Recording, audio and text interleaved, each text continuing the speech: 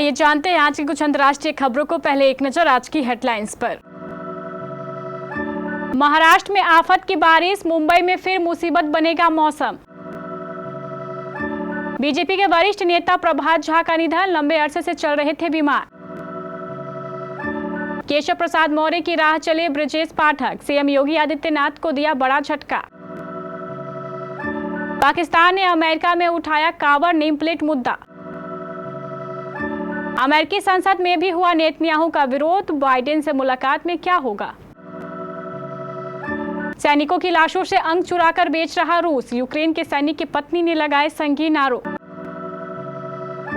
निखिल पटेल से तलाक के बाद छलका दलजीत कौर का दर्द। सलमान खान ने अपने घर पर मनाया यूलिया वंतूर का बर्थडे, फोटोज में कूजी होती दिखे दोनों। और पाकिस्तानी क्रिकेटर ने चैंपियंस ट्रॉफी के लिए भारत से किया रिक्वेस्ट। महाराष्ट्र के कई शहरों में लगातार बारिश का कहर जारी है। मुंबई, पुणे, रायगढ़ समेत कई अन्य जगहों पर हालात बद से बदतर हो गए हैं।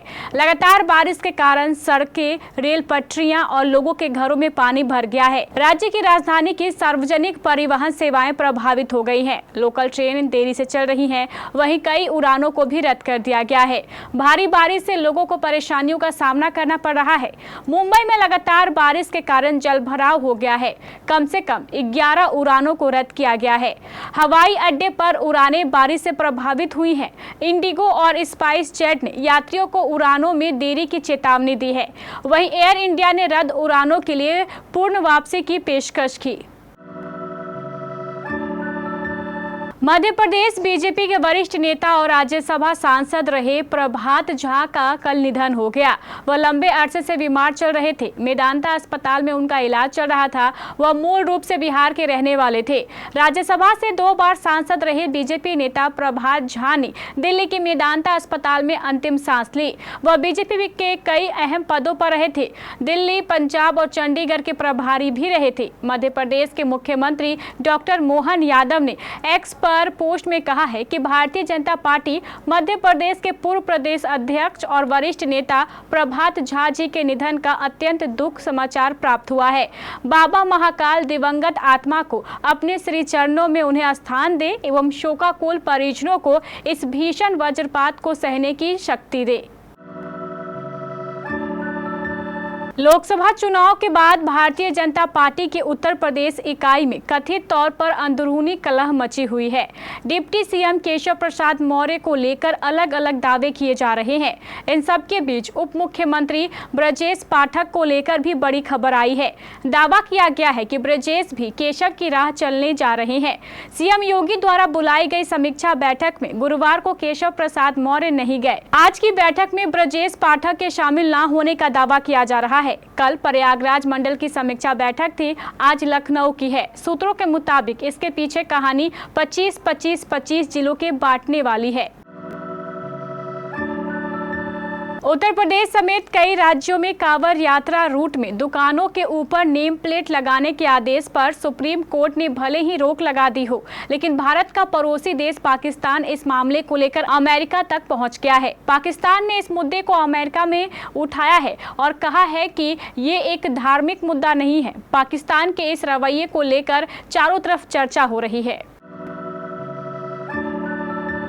इजरायली प्रधानमंत्री बेंजामिन नेतन्याहू अमेरिका में है। मकसद है गाजा में जंग को लेकर इजरायल की नीतियों के लिए समर्थन जुटाना, साथ ही ये कोशिश करना कि पिछले दिनों अमेरिका की अपीलों को नज़रअंदाज करने से अगर कोई नाराजगी बनी है तो उसे भी दूर किया जाए। इसी कड़ी में नेतन्याहू ने अमेरिकी संसद को भी संबोधित किया।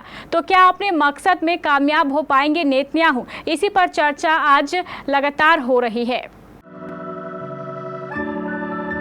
रूस और यूक्रेन के बीच लंबे समय से युद्ध जारी है। हालात ऐसे हैं कि ना तो रूस पीछे हटने को तैयार है और ना ही यूक्रेन घुटने टेकने को रजामंद है। इस बीच यूक्रेन के एक युद्धबंदी सैनिक की पत्नी ने पुतिन की सेना पर बेहद गंभीर आरोप लगाए हैं। लारिसा साल्वेया नाम की यूक्रेन की एक युद्धबंदी कैदी सैनिक की पत्नी ने रूस पर मृत सैनिकों के अंग चुराकर उन्हें बेचने का आरोप लगाया है। Freedom to defenders of Mariupol group की प्रमुख लारिसा का दावा है कि रूस के राष्ट्रपति व्लादिमीर पुतिन की सेना के जिन यूक्रेनी सैनिकों की डेड बॉडी लौटाई है उनके कई अंग गायब है। हालांकि सूत्रों के मुताबिक रूस ने इन आरोपों से इनकार करते हुए इसे षड्यंत्र बताया है। दलजीत कौर अपने पति निखिल पटेल से तलाक के चलते सुर्खियों में है। एक्ट्रेस ने गुरुवार 25 मई को अपने इंस्टाग्राम स्टोरी पर एक क्रिप्टी पोस्ट शेयर किया है। एक्ट्रेस ने अपने साथ हुए अन्याय के बारे में बात की और उन लोगों से सवाल किया जिन्होंने गलत होते हुए देखा। उन्होंने अपनी पोस्ट में लिखा, अंत में सवाल यह है कि किसने गलत होते हुए देखा और पाया कि यह गलत था।